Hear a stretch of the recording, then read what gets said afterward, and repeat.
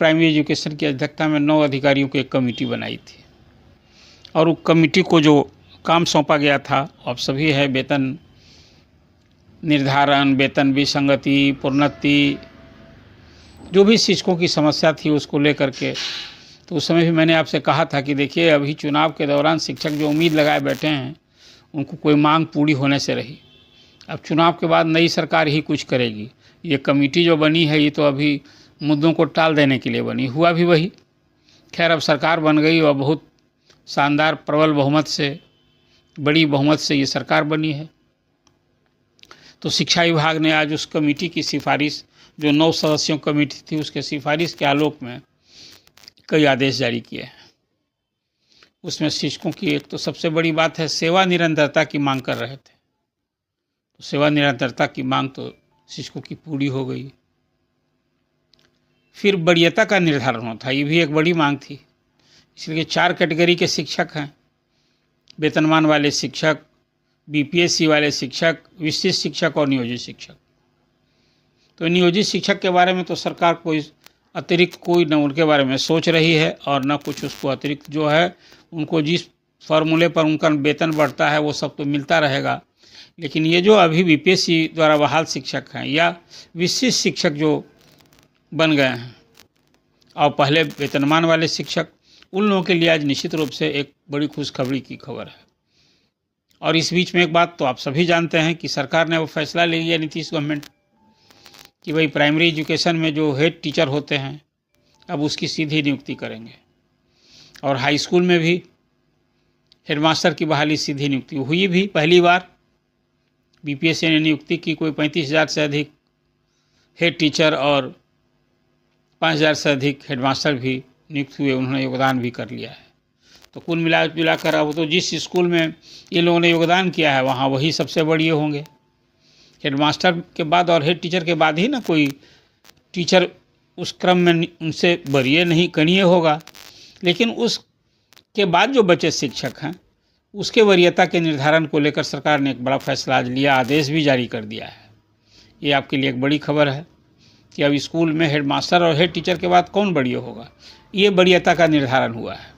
आज जिस स्कूल में हेड टीचर और हेडमास्टर की अभी नियुक्ति नहीं हुई, पोस्टिंग नहीं हुई, वहाँ फिर प्रभारी प्रधानाध्यापक और प्रभारी प्रधान शिक्षक कौन होगा, इस संबंध में भी एक स्पष्ट आज नीति नियम जो कुछ सरकार ने बनाया है उसको भी जारी कर दिया है। और वो प्रोन्नति भी होगी, प्रोन्नति के लिए जो आधार बनेगा वो किया है। और सबसे बड़ी बात है कि सब कुछ हुआ है, सेवा निरंतरता की मांग हो गई पूरी, वेतन विसंगति। और तो चुनाव के दौरान ही अक्टूबर महीने में ही सरकार ने एक अलग आदेश दिया था विभाग के एसीएस वी राजन ने कि भाई सबको अक्टूबर का वेतन संरक्षण का लाभ मिलना चाहिए और बकाये के साथ भुगतान होना चाहिए। तो वेतन संरक्षण तो लोगों को मिला, इसलिए कि जिस समय विशिष्ट शिक्षक योगदान किए तो विशिष्ट शिक्षक का न्यूनतम वेतन कितना था, 25,000। तो बहाली हो गई, सबको 25,000, नई नौकरी हो गई, 25,000 पर बहाल हो गए थे और वो 8 साल 10 साल 12 साल 15 साल से काम कर रहे थे, तो उनको वो लाभ तो मिला नहीं। तो वेतन संरक्षण का जो आदेश हुआ उसमें उनको कम से कम वेतन संरक्षण मिला। तो मूल वेतन जो हेड टीचर और हेडमास्टर या विशिष्ट शिक्षक बनने के बाद जो तय है, आप जानते हैं कि हेडमास्टर का वेतन कितना है न्यूनतम, हेडमास्टर का वेतन है 30,500 और विशिष्ट शिक्षक का है 25,000। उसी तरह से हेडमास्टर का है 37,500। तो ये तो है, लेकिन अब जब वेतन संरक्षण का सबको लाभ मिलेगा तो निश्चित रूप से उनके वेतन बढ़ जाएंगे। लेकिन अब मांग हो रही है पहले कि आज जो शिक्षकों में एक संतोष भी है, लेकिन अब नेतागिरी कभी थमती है क्या। शिक्षक संगठनों की ओर से एक मांग शुरू हो गई, उसमें बीपीएससी शिक्षक संघ भी एक बन गया है, उसने भी मांग कर दी है। और फिर एक दूसरा संगठन जो कई संगठन बने हैं उसने भी मांग की है। तो कुल मिला जुलाकर आज जो एक बात हुई है उसमें कुछ मोटा मोटी आपको जानकारी दे दें कि जो पत्र जारी हुआ है उसको आप देखेंगे तो उसमें क्या है, वेतन संरक्षण दिया है, सेवा निरंतरता मिली है, प्रोन्नति की भी बात की है, और लेकिन वेतन विसंगति नहीं, अभी वेतन विसंगति कैसे दूर होगी, एक बड़ा सवाल है। और फिर आपसी वरीयता के बिंदु पर तो रिपोर्ट तैयार करके कमेटी ने दी और सरकार ने उसको मान लिया, लेकिन वेतन विसंगति को लेकर अभी कोई स्पष्ट आदेश तो नहीं हुआ है। वेतन विसंगति पर अभी कोई निर्णय नहीं लिया गया है। सिर्फ वेतन संरक्षण, वरीयता, प्रोन्नति जैसे बिंदुओं पर निर्णय लिया गया है। तो एक सवाल है कि भाई इस कमेटी ने वेतन संरक्षण भी मिलना चाहिए, लोगों का वेतन मिलना बढ़ना चाहिए, ये ना मांग हो रही है अब। तो ये एक बड़ा सवाल है।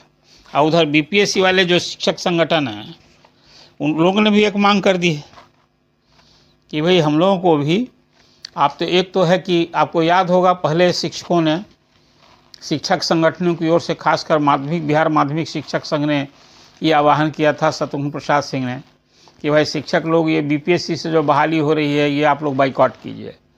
वो तो बिना शर्त सरकारी कर्मी का दर्जा देने की मांग शुरू हुई थी, सरकार नहीं मानी। सरकार कहा कि नहीं भाई अब तो हम बीपीएससी के माध्यम से शिक्षकों की नियुक्ति करेंगे और जो अध्यापक विद्यालय अध्यापक कहे जाएंगे और सभी जब बहाल होंगे तो वो सरकारी कर्मी बन जाएंगे। लेकिन जो नियोजित शिक्षक 3.5 लाख थे उनको तो विशिष्ट शिक्षक बनने के लिए या सरकारी कर्मी उनको सक्षमता परीक्षा देनी होगी। तो शिक्षक संगठनों की ये जो दो, खासकर बिना शर्त आप सरकारी कर्मी का दर्जा दीजिए तो सरकार मानी नहीं। फिर विशिष्ट शिक्षकों को बनने के लिए, सरकारी कर्मी का दर्जा पाने के लिए नियोजित शिक्षकों को परीक्षा देनी पड़ी।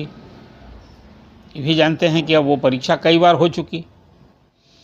तो आज जो फैसला हुआ है उसमें कुल मिला करके ये स्पष्ट है कि विद्यालय में जो वरीयता होगी उस संबंध में स्पष्ट आदेश आज सरकार ने सब कुछ जारी किया है। लेकिन अब तो सभी शिक्षक मांग रहे हैं कि भाई पद तो आपने दे दिया, सबसे बड़ा सवाल है कि आदेश में वेतन वृद्धि, आर्थिक लाभ और वेतनमान में सुधार, ये सारे आदेश जो दिए गए हैं कमेटी की सिफारिश पर सरकार ने मान लिया है। लेकिन ये बिंदु में कहीं आर्थिक लाभ क्या मिलेगा? पद की प्रोन्नति हो जाएगी, प्रभारी प्रधानाध्यापक बन जाएंगे, लेकिन उससे उनको आर्थिक लाभ मिलेगा क्या? वेतनमान में सुधार होगा क्या? वेतन बढ़ेगा क्या? ये कभी $1,00,000 का सवाल है। सरकार ने सेवा निरंतरता दे दी, एक बहुत, और ये मैं प्रारंभ से कह रहा था कि भाई तो अन्याय हुआ है शिक्षकों के साथ। कोई नियोजित शिक्षक 1 दशक से अधिक से काम कर रहा हो, आप मामूली परीक्षा को कह करके आपने ली सक्षमता परीक्षा और सब उत्तीर्ण हो गए, तो उनको आपने विशिष्ट शिक्षक बना दिया और सबकी नौकरी नहीं कर दी थी आपने। तो उनको तो इसका लाभ, सेवानिरंतरता का लाभ मिलना ही चाहिए था। तो वो लाभ उनको देने का सरकार ने, कमेटी ने जो सिफारिश की उसको मान लिया और आदेश जारी कर दिया है। तो ये एक सर्वथा न्याय उचित निर्णय सरकार का है और मांग भी न्याय उचित थी। और सरकार ने ये जो फैसला लिया है एक सकारात्मक फैसला है। मुख्यमंत्री नीतीश कुमार ने सच पूछे चुनाव जीतने के बाद 10वीं बार सीएम बनने के बाद शिक्षकों को एक बड़ा तोहफा दिया है, जिसको मैं एक तोहफा के रूप में मानता हूं कि आखिर जो सेवा कर रहे हैं तो हर बार परीक्षा लेके नई नौकरी हो जाए और पुरानी सेवा की गणना भी ना हो, तो ये तो न्यायोचित है नहीं ना। अब एक बात और की है, वरीयता का निर्धारण में एक बात कह दिया कि जो प्रशिक्षित शिक्षक के रूप में जो काम किए हैं उसी काल की सेवा गणना होगी, तो प्रोन्नति के लिए है। तो प्रशिक्षित शिक्षक पहले बहाल कितना होते थे? आप 2010 का वो काल याद कीजिए ना। मुझे लगता है कि 2010 में नियुक्ति हुई थी, उसमें 10-12 हज़ार से अधिक नहीं होंगे प्रशिक्षित शिक्षक। वो दौड़ न था लालू जी के समय में। शिक्षकों के प्रशिक्षण के लिए न निवाज था, सभी दरवाजे और ट्रेनिंग कॉलेज भी सब क्या हालत थी। ये तो बाद के दिनों में जब सुप्रीम कोर्ट का फैसला आया कि नहीं शिक्षक बहाल होंगे उनके लिए प्रशिक्षण अनिवार्य है, तो कितनी दुकानें खुल गई प्रशिक्षण, शिक्षक प्रशिक्षण महाविद्यालय। ये आपसे छिपा नहीं है। 200, 300, 400 तो उसके लिए गवर्नर को हस्तक्षेप करना पड़ा था कि जो बीएड की परीक्षा होती है टीचर्स ट्रेनिंग कॉलेज में जो मनमाने ढंग से फीस लिए जा रहे हैं 1.5 लाख, 2 लाख, 2.5 लाख, 3 लाख, तो उसके लिए उस समय हुआ था। लेकिन ये एक अलग का विषय है। आज मैं ये बात कर रहा हूँ बिहार के सरकारी स्कूल के कार्यरत उन शिक्षकों के बारे में जो कमेटी ने विचार के लिए कमेटी बनी थी और कमेटी की सिफारिश के आलोक में आज शिक्षकों की प्रायः सच पूछे सभी मांगें मान ली गई हैं। मांग तो सभी मांग ली गई है। अब वेतन विसंगति एक बात जो अभी उठी है, उस पर विचार होना चाहिए। निश्चित रूप से वेतन विसंगति है तो सरकार उसका भी निराकरण निश्चित रूप से करेगी। शिक्षक का जो समाज में रोल है, शिक्षक ही पर तो पूरी शिक्षक व्यवस्था है।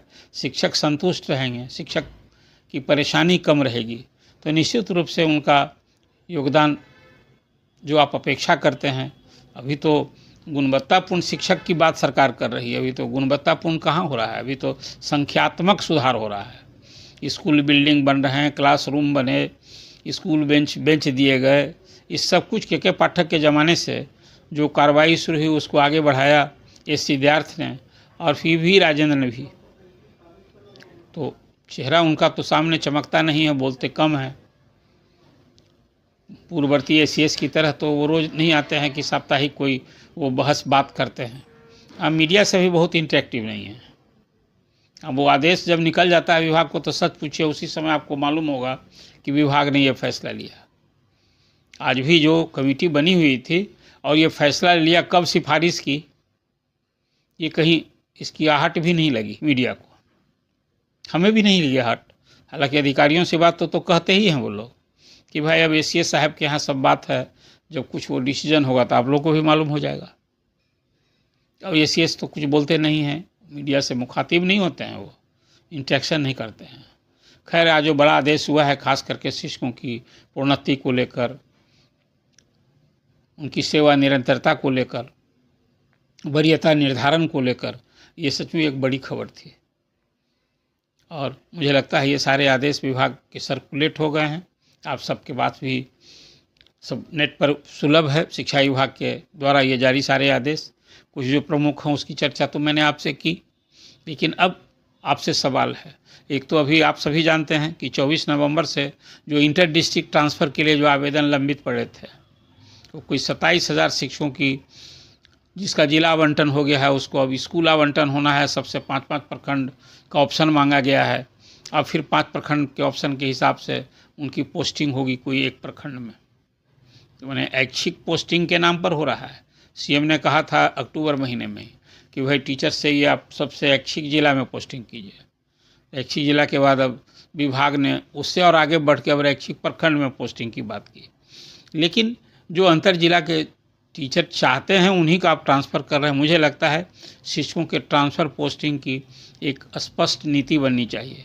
जो कोई एसीएस बनते हैं, काहे कि मुख्यमंत्री और मंत्री तो वही हैं, चेहरा वही हैं, सरकार बदली है और कुछ नए नए फरमान जारी हो रहे हैं, लेकिन एक स्पष्ट नीति बननी चाहिए कि शिक्षकों को कितने दिन पर ट्रांसफ़र होगा। अभी तो हुआ था कि जिला कैडर है शिक्षकों का, जिले के अंदर ही 2 बार में होगा, लेकिन एक मास ट्रांसफ़र, मास डेप्यूटेशन, फिर उसी तरह से मास आधार पर म्यूचुअल ट्रांसफ़र, ये सब कुछ हुआ है ना।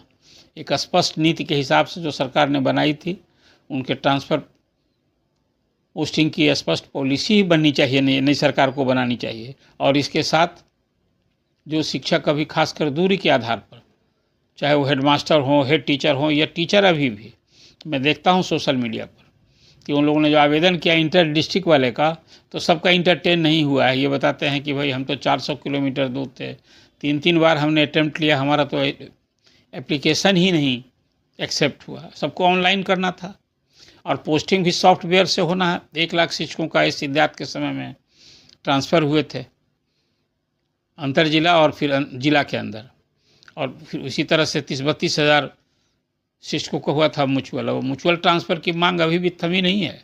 शिक्षक कहते हैं कि भाई म्यूचुअल ट्रांसफ़र का वो विंडो खुलना चाहिए, लेकिन मेरी मान्यता है कि ये शिक्षकों को अभी निश्चित रूप से एक नीति बने। अब तो सरकार ने तय किया था कि हर 5 साल पर ट्रांसफ़र करेंगे,